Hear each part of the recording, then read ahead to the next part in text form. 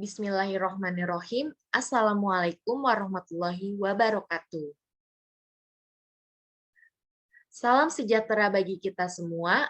Om Swastiastu, Shalom, Namo Buddhaya, salam kebajikan.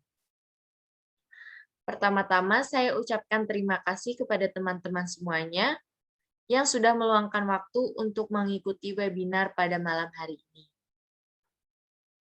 Perkenalkan, nama saya Fani Lutfia Darujati Dwiasti, mahasiswa dari Universitas Swadaya Gunung Jati, jurusan akuntansi.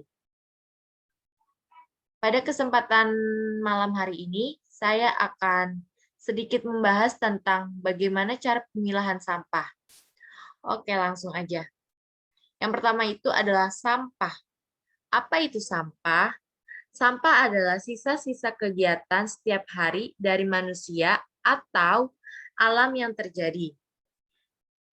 Indonesia dijuluki sebagai pembuang sampah di laut terbesar kedua di dunia setelah Cina. Banyaknya sampah yang dihasilkan oleh warga Indonesia membuat masalah bagi pemerintah. Namun, sejujurnya bukan hanya masalah bagi pemerintah, namun masalah juga bagi warga negara Indonesia itu sendiri.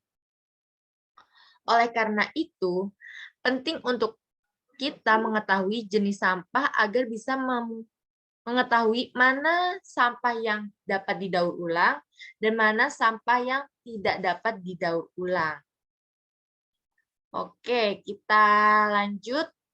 Kita mengenal berbagai jenis sampah terlebih dahulu. Yang pertama, jenis sampah berdasarkan sumbernya. Yang pertama itu sampah alam. Sampah alam adalah sampah yang diproduksi oleh kehidupan liar dan proses daur ulang secara alami. Contohnya adalah daun-daun kering yang berserakan di hutan akan terurai menjadi tanah. Yang kedua adalah sampah manusia. Sampah manusia. Sampah manusia adalah sampah yang berasal dari pencernaan manusia. Contohnya adalah feses dan urin. Yang ketiga adalah sampah konsumsi. Sampah konsumsi adalah sampah yang dihasilkan oleh manusia dari penggunaan barang, seperti kulit makanan dan sisa makanan. Yang keempat adalah sampah nuklir. Sampah nuklir adalah sampah yang dihasilkan dari fusi dan fisi nuklir untuk menghasilkan uranium dan thorium yang sangat berbahaya bagi lingkungan dan juga manusia. Yang kelima adalah sampah industri. Sampah industri adalah sampah yang berasal dari daerah industri yang terdiri dari sampah umum dan limbah berbahaya cair maupun padat. Dan yang keenam adalah sampah pertambangan. Oke, berdasarkan sumbernya. Lalu kita menuju jenis sampah berdasarkan dengan sifatnya. Yang pertama ada organik, yang kedua adalah anorganik, dan yang ketiga adalah B3. Yang pertama terlebih dahulu, sampah organik. Sampah organik adalah sampah yang mudah membusuk. Seperti contohnya itu, tadi yang saya jelaskan, daun, sisa makanan, sisa tumbuhan, bangkai, kotoran manusia, dan lain-lain. Yang kedua adalah sampah anorganik. Sampah anorganik adalah sampah yang tidak mudah membusuk. Sampah anorganik juga sampah yang tidak mudah untuk terurai. Contohnya itu seperti plastik wadah pembungkus makanan, styrofoam, botol, lalu plastik mainan, kaleng, dan lain-lain. Lalu yang ketiga adalah B3. B3 adalah semacam sampah dari bahan berbahaya seperti limbah dari rumah sakit, limbah dari pabrik, dan lain-lain sebagainya. Lanjut, kita ke cara penanganan sampah. Sampah bisa di-reduce. Sebisa mungkin kita mengurangi penggunaan material atau konsumsi terhadap barang jadi, sehingga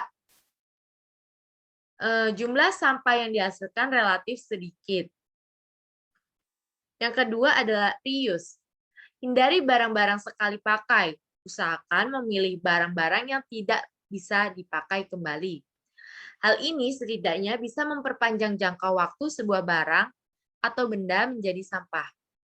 Lalu yang ketiga adalah recycle. Usahakan untuk memilih dan memilah sampah yang masih dapat digunakan atau tidak. Jika sampah yang bisa didaur ulang, usahakan jadikan sampah itu sebagai sebuah produk yang berguna dan bermanfaat. Lalu yang keempat adalah replace. Usahakan lebih teliti dalam pemilihan barang atau kebutuhan. Ganti barang sekali pakai dengan barang yang lebih tahan lama, serta usahakan memakai barang yang ramah lingkungan untuk mengganti barang-barang yang sulit didaur ulang. Bagaimana sih pemanfaatan sampah? Untuk sampah organik bisa dijadikan pupuk, dari sisa kotoran manusia, kotoran hewan juga bisa. Lalu yang kedua itu sebagai pakan ternak. Contohnya itu maggot. Maggot itu kan berasal dari sisa-sisa makanan yang membusuk dan menghasilkan maggot. Yang ketiga adalah bahan kerajinan tangan. Dan yang keempat adalah bahan biogas dan listrik.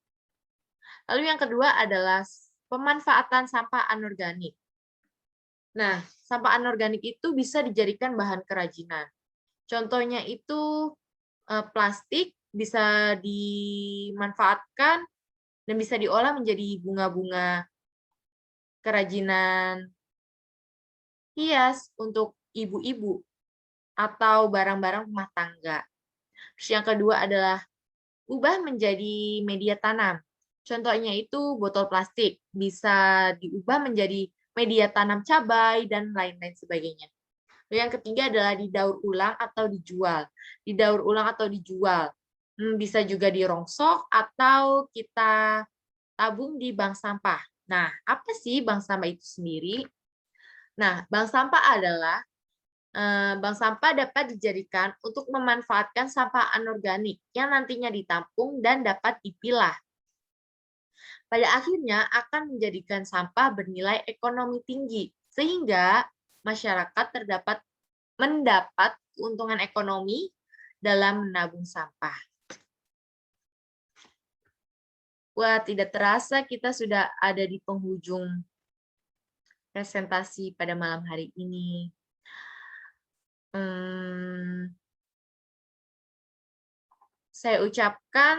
Sekali lagi saya ucapkan terima kasih kepada teman-teman yang sudah meluangkan waktu untuk mengikuti webinar malam hari ini.